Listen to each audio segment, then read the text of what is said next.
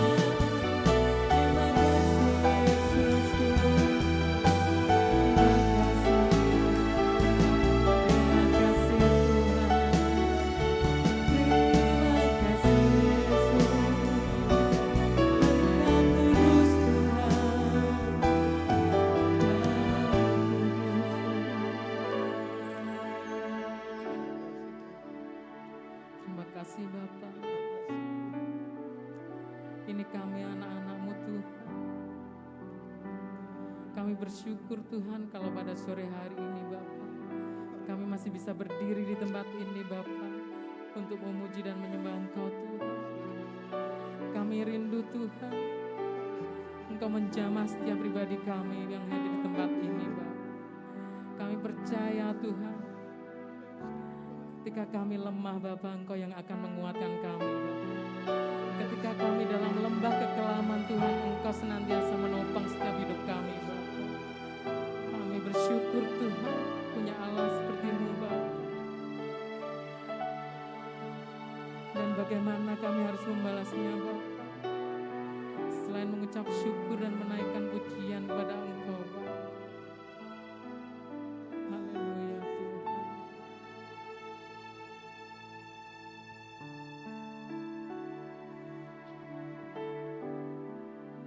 Dengan apa kan ku balas segala kebaikan-Mu? Segenap hatiku menyembah-Mu Yesus. Ku bersyukur padamu. Dengan apa kan ku balas segala kebaikan-Mu? Segenap hatiku menyembah-Mu Yesus. Ku bersyukur padamu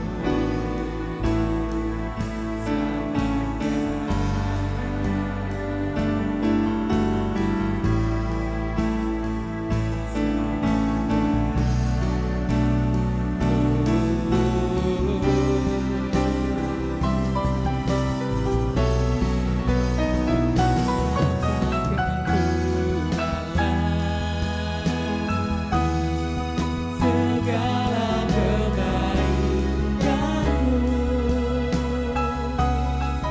Segenap hatiku menyembah-Mu Yesus. Ku bersyukur padamu. Dengan apa kan ku balas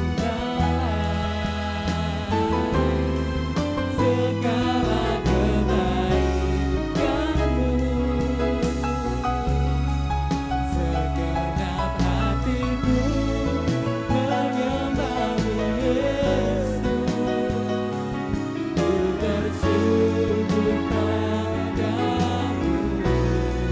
Segenap hatiku menyembah-Mu Yesus. Segenap hatiku menyembah-Mu Yesus.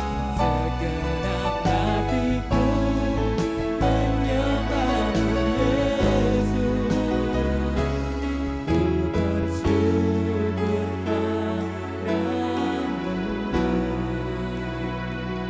selamanya. Beri sorak-sorai yang meriah buat Allah kita. Terima kasih Bapa, terima kasih Allahku.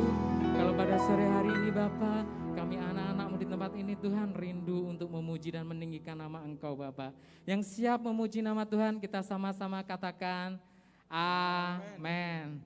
Shalom. Ada sukacita sore hari ini saudara. Amin. Sapa kiri kanan kita, katakan Allah kita luar biasa. Allah kita luar biasa. Haleluya. Mari bersama-sama mengucap syukur kepada Allah kita, karena hanya Dialah kota benteng kita, kekuatan kita dan gunung batu kita. Haleluya. Segala puji syukur hanya bagi-Mu Tuhan, sebab Kau yang layak dipuja. Kami mau bersorak tinggikan nama-Mu. Haleluya. Sekali lagi, segala puji syukur hanya bagi-Mu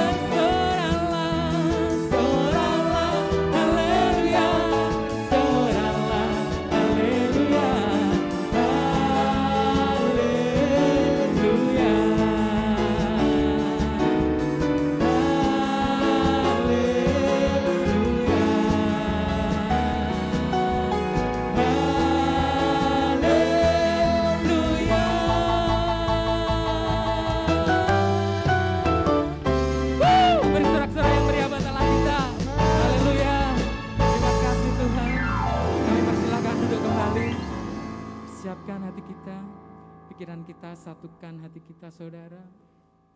Mari kita akan bersama-sama mendengarkan sebagian dari firman Tuhan. Haleluya Bapa, Engkau sangat kucinta Tuhan. Kami akan menari dan bersuka karena-Mu Yesus. Haleluya Bapa.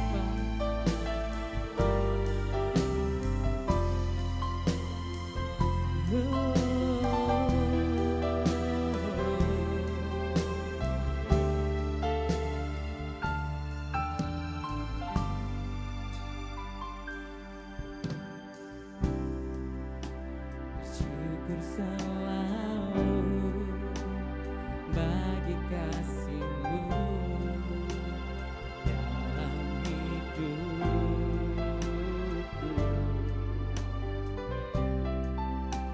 Yang takkan ku ragu atas rencana-Mu untuk masa depanku.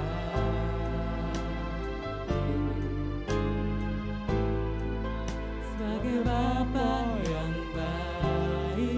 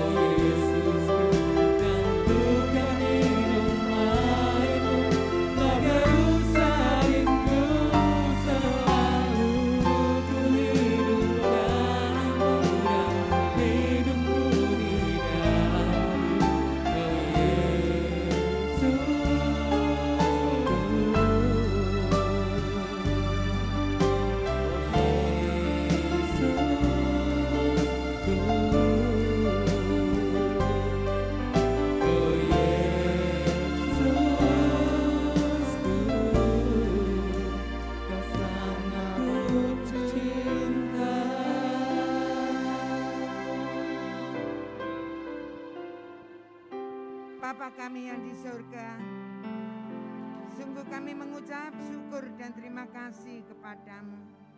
Engkau Allah telah melayakkan setiap kami, hingga saat ini kami boleh ada bersama-sama di tempat ini untuk menaikkan ucapan syukur kami kepadamu Bapa. Sebentar kami hendak belajar akan firman-Mu. Tuhan tolong setiap kami, penuhi setiap kami dengan kuasa Roh-Mu, agar kami boleh mengerti, memahami, sehingga boleh menghidupi firman-Mu secara nyata. Kami serahkan hamba-Mu Tuhan, layakkan hamba-Mu untuk menyampaikan maksud hati-Mu Bapa. Dan kami serahkan jam ini, waktu ini di dalam tangan kuasa-Mu. Berkaryalah Roh Kudus. Kita yang siap belajar firman Tuhan sama-sama katakan amin. Salam. Salam. Puji Tuhan Bapak Ibu, saudara-saudara yang dikasihi oleh Tuhan. Kalau kita ada sampai hari ini karena kebaikan Tuhan dalam hidup kita. Amin. Mari kita langsung aja membuka kitab kita. Dalam Yohanes pasal 8 ayat 43. Kita akan baca bersama-sama dalam hitungan yang ketiga. Saya ulang. Yohanes pasal 8 ayat 43. 2, 3. Apakah sebabnya kamu tidak mengerti bahasaku? Sebab kamu tidak dapat menangkap firman-Ku. Amin. Dalam bahasa terjemahan bahasa Indonesia sederhana, di mana dikatakan, dan inilah sebabnya kalian tidak bisa mengerti kata-kataku, karena kalian menolak menerima ajaranku. Nah Bapak Ibu saudara-saudara yang kasih dalam Tuhan, kalau hari ini kita telah membuka lembaran baru halaman kedua di tahun 2022 dan memulai untuk melukiskan yang indah melalui kehidupan kita. Bapak Ibu saudara-saudara yang kasih, untuk kita persembahkan kepada Bapa kita di surga.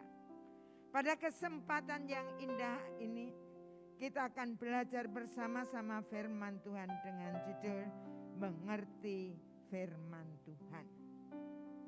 Firman Tuhan adalah kebenaran yang mutlak, merupakan otoritas tertinggi untuk mengatur tingkah laku, moral, dan etika bagi orang percaya. Kalau Bapak Ibu membaca di dalam Yohanes pasal 8, mulai ayat yang ke-37 sampai 43, nanti dibaca di rumah Bapak Ibu saudara yang dikasihi oleh Tuhan. Di mana pada waktu itu Tuhan Yesus sedang berbicara dengan orang-orang Yahudi dan mengingatkan kalau mereka memang keturunan Abraham, pastilah mereka akan mendengarkan firman Tuhan. Karena mereka bukan berasal dari Allah, sehingga mereka berasal dari iblis. Mereka tidak mendengarkan, bahkan ingin membunuh Yesus. Bagaimana dengan kehidupan kita, Bapak Ibu saudara dan saya yang percaya kepada Allah yang kita sembah? Apakah kita mengerti kebenaran firman Allah dalam hidup kita? Kalau kita mau menjadi anak Allah, maka di dalam hidup Bapak Ibu saudara dan saya haruslah menjadi murid, di mana seorang murid itu harus mau belajar supaya mengerti firman Allah yang benar.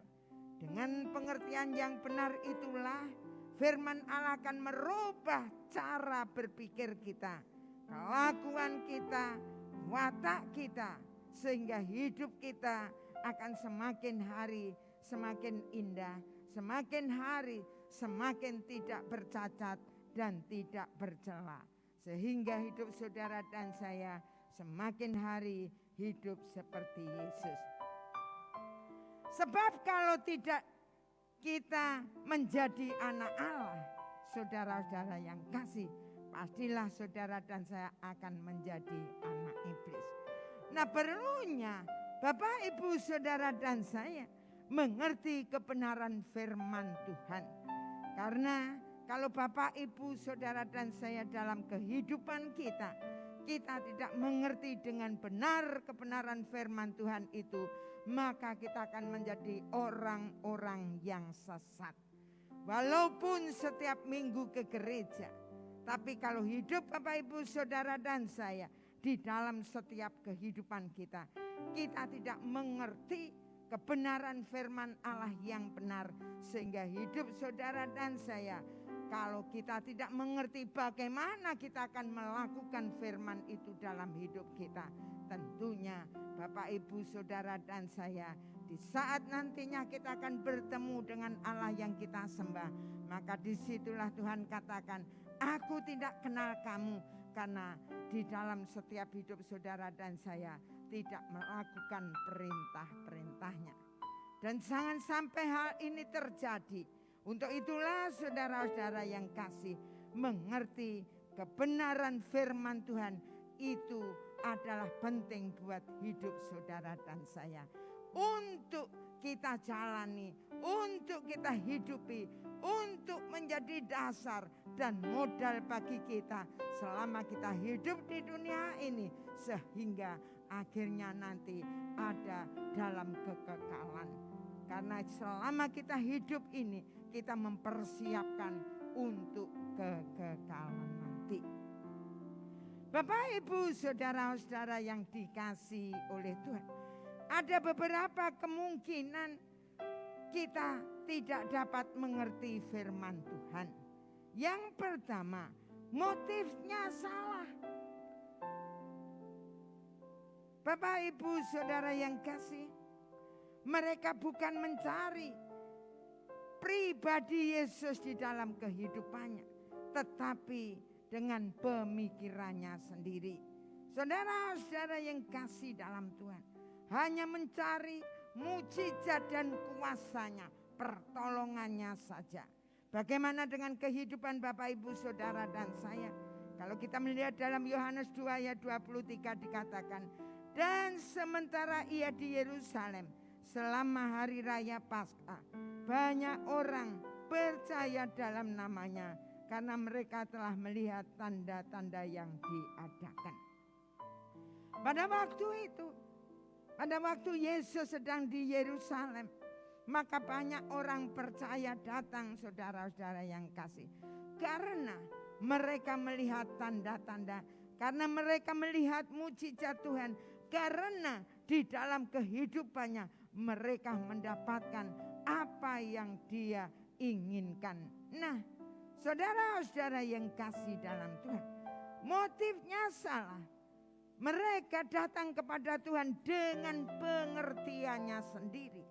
Tapi marilah saat yang indah ini kita akan kembali belajar di dalam setiap kehidupan kita, supaya saudara dan saya datang kepada Allah dengan motif yang benar. Saudara-saudara yang kasih, kita ingin merindukan bertemu dengan Yesus yang kita sembah, sehingga dalam hidup saudara dan saya semakin hari semakin memahami hidup bersama Yesus, dan itulah yang akan membawa perubahan nyata di dalam setiap kehidupan kita. Nah, Bapak, Ibu, Saudara-saudara yang kasih dalam Tuhan, poin yang kedua, cinta duniawi. Kalau orang mencintai duniawi lebih dari Allah yang disembahnya, maka di dalam kehidupannya tidak akan mengerti yang namanya kebenaran. Bagaimana dengan kehidupan Bapak, Ibu, Saudara dan saya di dalam kehidupan kita masing-masing? Filipi 3 ayat 19 dikatakan, kesudahan mereka ialah kebinasaan, Tuhan mereka ialah perut mereka, kemuliaan mereka ialah aib mereka, pikiran mereka semata-mata tertuju kepada perkara-perkara duniawi. Pada waktu hari Jumat yang lalu, kita bersama-sama mengakhiri tahun 2021, di mana firman Tuhan katakan, lepaskan segala ikatan duniawi. pentingnya kita selesaikan dalam kehidupan kita. Dan di dalam kita menapaki hari yang kedua, lembaran yang kedua ini, jangan sampai dalam hidup saudara dan saya tidak memahami, tidak mengerti kebenaran firman Tuhan karena kita masih mencintai duniawi. Nah, mari Bapak Ibu saudara-saudara yang kasih dalam Tuhan, kita akan lihat hidup kita saat yang indah ini. Kalau firman-Nya katakan kesudahan mereka ialah kebinasaan. Orang yang mencintai segala sesuatunya melebihi Allah yang kita sembah, maka mereka akan mengalami yang namanya kebinasaan. Tuhan mereka ialah perut mereka. Yang merasa penting, yang diutamakan adalah perut. Di mana hal-hal yang bersifat materi, hal-hal yang bersifat kelihatan. Dan untuk itulah saudara-saudara yang kasih, kita akan belajar bersama-sama di dalam setiap kehidupan kita. Sehingga dikatakan kemuliaan mereka, kebanggaan mereka, kebahagiaan mereka adalah aib mereka. Dan mari kita akan lihat di dalam setiap kehidupan kita. Bagaimanakah hidup kita? Apakah yang menjadi kebanggaan dalam hidup kita? Benarkah Yesus yang kita banggakan? Yesus itu yang kita utamakan? Ataukah hal-hal yang tidak menyenangkan hati Allah itu yang menjadi kebanggaan kita? Pikiran mereka semata-mata tertuju kepada perkara-perkara duniawi. Nah Bapak Ibu saudara-saudara yang kasih dalam Tuhan, jangan salah pemikiran di dalam setiap kehidupan kita. Mungkin kita katakan kita ini masih hidup, kita masih ada di dunia ini. Betul. Tapi marilah, selama kita hidup di dunia ini, apapun yang kita lakukan, kita kerjakan, semuanya untuk kemuliaan nama Tuhan. Saudara-saudara yang kasih, bukan berarti Bapak Ibu Saudara tidak usah bekerja, tidak usah bertanggung jawab. Ini bertentangan dengan kebenaran firman Allah.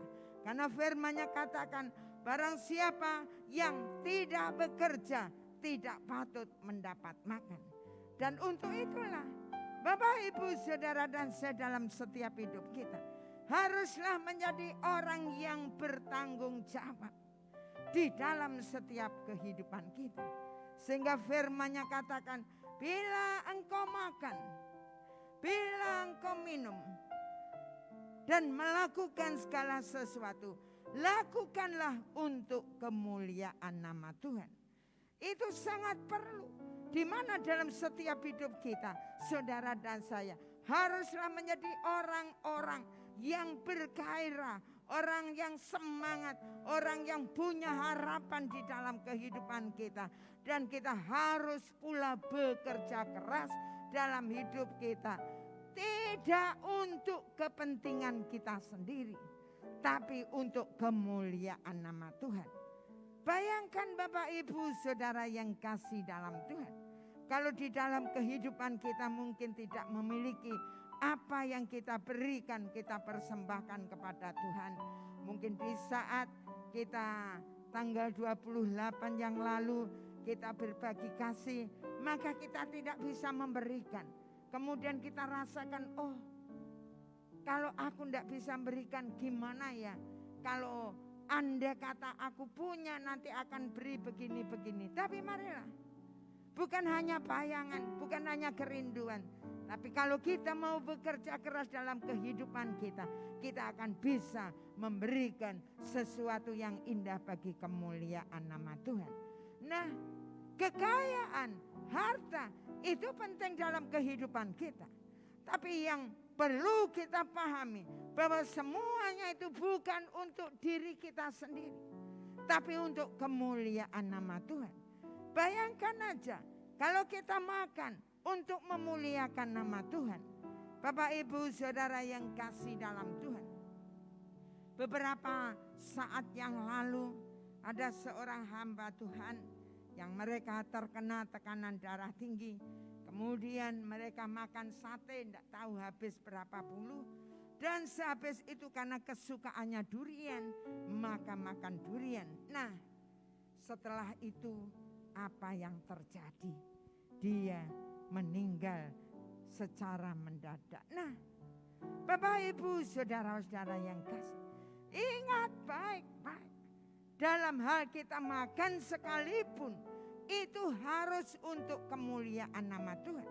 Bagaimana kalau kehidupan kita tidak mengatur makanan kita, kita tahu kita diberi penyakit, Tuhan izinkan penyakit tekanan darah tinggi, tapi makan sate banyak kemudian. Apakah di dalam kehidupan kita, makan kita itu untuk memuliakan nama Tuhan? Ini satu hal yang perlu dalam kehidupan kita. Kita renungkan baik-baik dalam hidup kita. Dari hal yang kecil sekalipun, kita akan belajar untuk memuliakan nama Tuhan. Ingat baik-baik bahwa tubuh kita ini adalah bait Roh Kudus, sehingga harus dijaga dengan baik-baik. Makanan yang masuk dalam tubuh kita harus dijaga. Kemudian tubuh kita harus dipelihara dengan baik-baik. Nah, itu hal yang kecil, hal yang mungkin sepele yang seringkali kita tidak perhatikan. Dalam hal kita minum minuman pun, kita harus memperhatikan apakah kalau kita minum untuk memuliakan nama Tuhan. Kita tahu bahwa kita mungkin Tuhan izinkan menderita, yaitu kencing manis atau kena diabetes.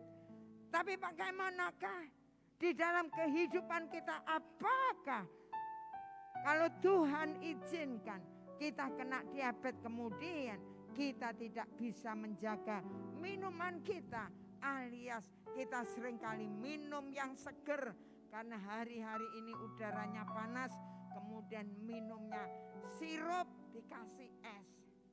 Nah, seger enak, gak habis cuma 1 gelas, mungkin 2 gelas, 3 gelas. Nah, bagaimanakah di dalam setiap kehidupan kita?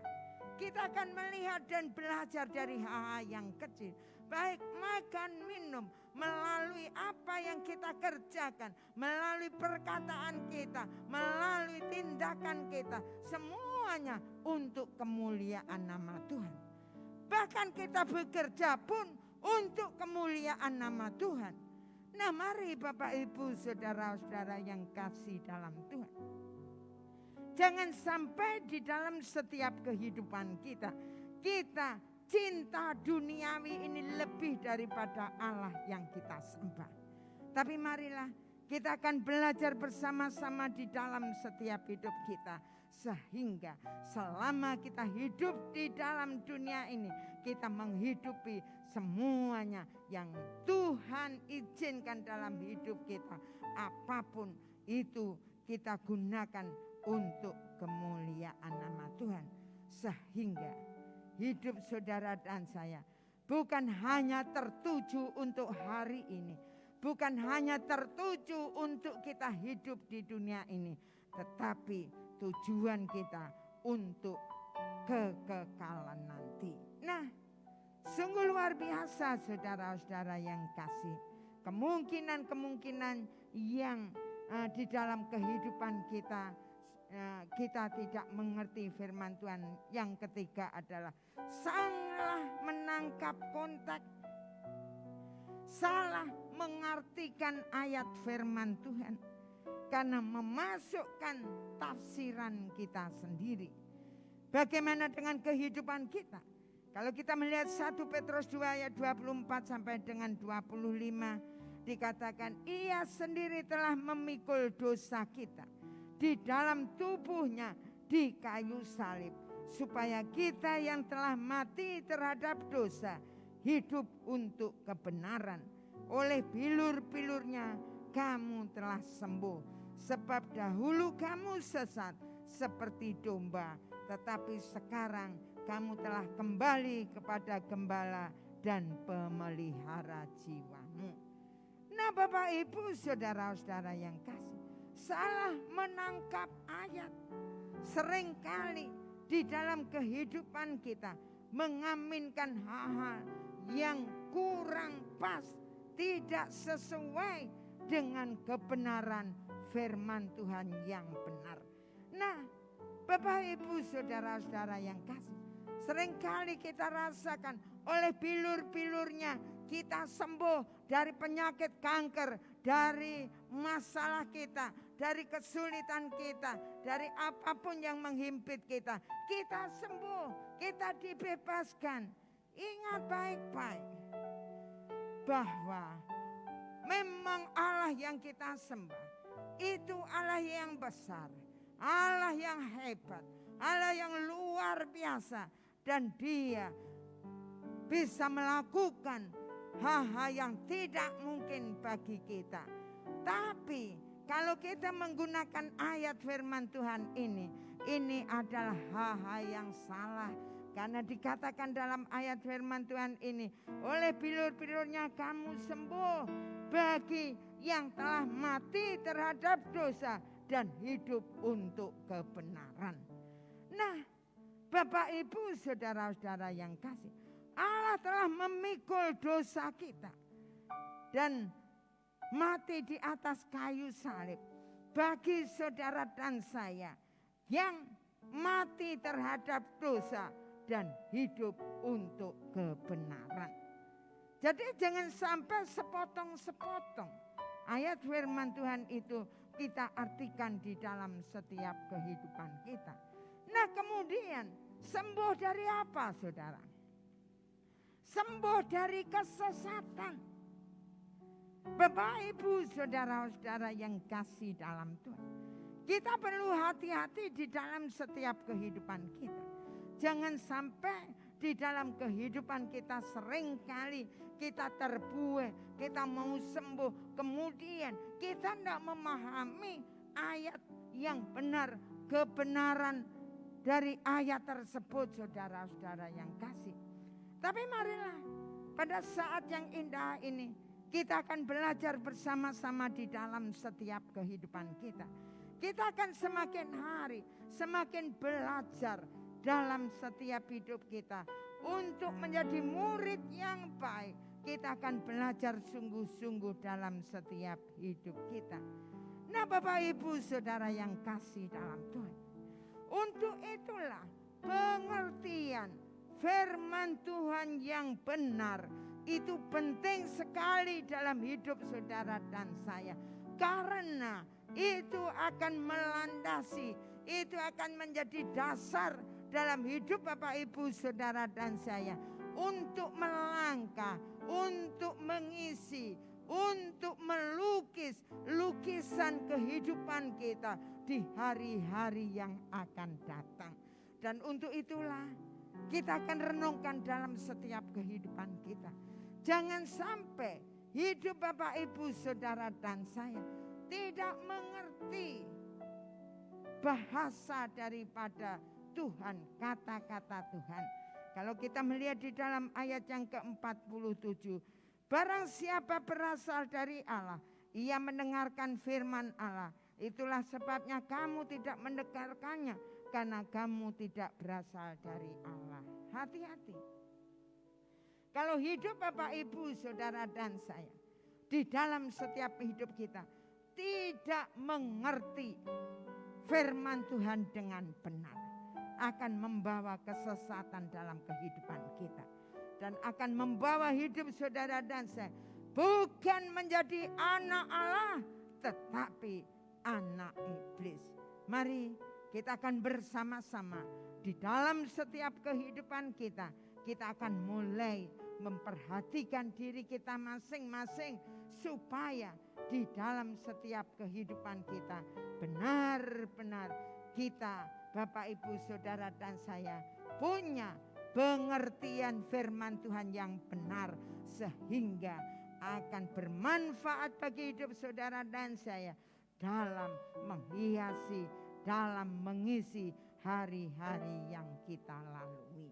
Mari kita akan renungkan kebenaran firman Tuhan saat ini, sehingga benar-benar hidup Bapak Ibu saudara dan saya di dalam kehidupan kita masing-masing saat kita bertemu Tuhan nanti Tuhan katakan, hai hambaku, masuklah dalam surgaku. Karena Bapak, Ibu, Saudara dan saya bukan hanya mengerti dengan benar, tetapi kita melakukan perintah Allah dalam hidup kita. Amin. Mari kita akan berdoa. Bapa di dalam surga, sungguh kami mengucap syukur dan terima kasih kepadamu. Kalau saat yang indah ini, kami sudah menikmati sebagian firman-Mu dalam hidup kami. Kami sadar Tuhan, hamba-Mu sangat-sangat terbatas. Hamba-Mu berhenti berbicara. Tapi kami percaya bahwa Engkau Yesus Allah yang kami sembah akan terus berbicara di dalam setiap hidup kami. Terima kasih Tuhan. Di hari yang kedua ini kami membuka lembaran yang baru di tahun 2021. Kami rindukan Engkau Allah terus membawa hidup kami, terus menunjukkan hidup kami untuk ke arah semakin hari semakin hidup kami seperti Engkau Yesus. Terima kasih, terima kasih. Ampunilah kami hari ini kalau sampai saat ini kami belum melakukan sesuai dengan firman-Mu. Ampunilah kami Tuhan, dan saat yang indah ini kami Bapa yang sudah hadir di tempat ini, yang sudah mendengarkan kebenaran firman-Mu saat ini. Ini kami mau mengambil keputusan, komitmen yang sungguh-sungguh. Kami mau terus belajar untuk mengerti firman Tuhan dengan benar. Terima kasih Tuhan, meteraikan firman-Mu dalam hidup kami. Kita yang siap kita yang sudah diberkati firman Tuhan, sama-sama katakan amin. Shalom. Puji Tuhan Bapak Ibu Saudara yang dikasihi oleh Tuhan. Pertama-tama saya ucapkan selamat datang kepada Bapak Ibu Saudara yang pertama kali hadir saat ini. Dan tak lupa kami ucapkan selamat